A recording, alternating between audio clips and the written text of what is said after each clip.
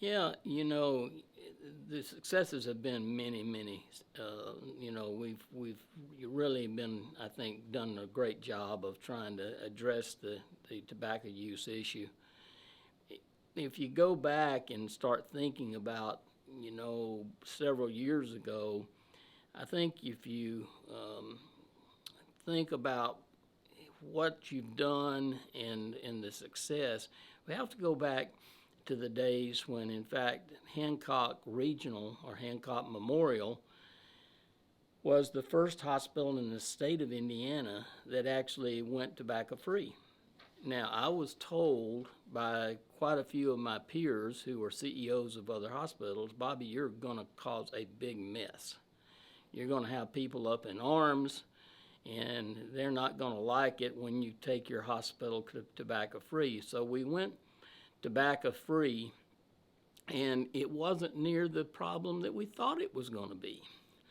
I mean, and actually then other hospitals started looking at us and saying, but I think it was because of the way we addressed the issue. We addressed the issue from an educational standpoint and not from the standpoint of slapping people on their hands and doing,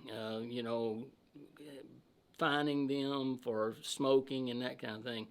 I mean, I remember. I mean, I was one of the sort of anti-smoking policemen around the hospital grounds, and I would go out, and it was interesting because people would sneak around to try to smoke after we went tobacco free, and they would come out the front door, and there were big pillars there at our entrance, and you could tell when they were wanting to try to sneak around and smoke, and they would go and hide behind the pillar, but what they didn't realize was my window was looking right out at where they were standing. So I'd go out and I'd say to them, sir or ma'am, we have a no smoking policy here at the hospital. We'd appreciate if you didn't smoke. And whereas, I was told that you're going to really make people mad, most of the time people were really, really good about it. And I think there was only one time when I had to finally tell a guy that got very belligerent that if he wasn't able to put his cigarette out, that I would just have to call our security people at the hospital. But it was an educational effort, and it has been the whole time. We've not been punitive. We've actually used an educational effort to try to just help people understand the detrimental impacts. I think then, too,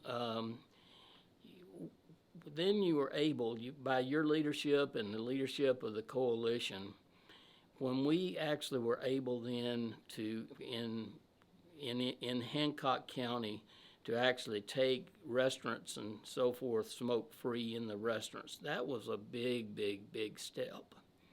And I know there were a lot of people, some people, not a lot, some people who, in fact, thought that they were mad because it's my right to smoke and I can smoke whenever I want to, and you can't tell me that I can't smoke and that kind of thing.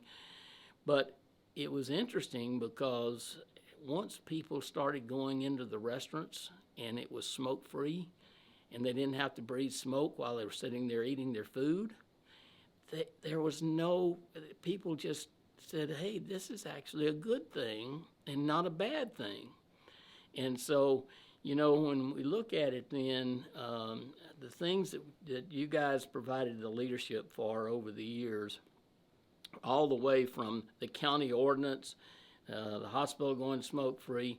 It was interesting because several hospitals called me as a result of what we had done at Hancock and said, would you come and speak to our executive leadership team about how you guys went about this? So we were providing leadership all over the state of Indiana. You were going out making talks and helping other coalitions with their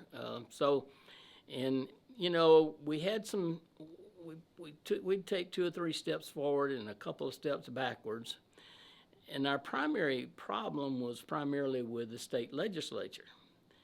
After a while they started tobacco industry was having a real impact on some of our legislators. And, you know, they did not like the Indiana Tobacco Prevention and Cessation Agency at all. They wanted to get rid of it, and from the very beginning they were talking about how that they wanted to put that into the State Department of Health, knowing that the State Department of Health didn't have the resources that they needed to really do the top job that actually the Tobacco Prevention and Cessation Agency was doing. So it was one of those things that we'd take a couple of steps forward and a couple of steps backwards, but overall we've continued to move forward and with the with your leadership. So.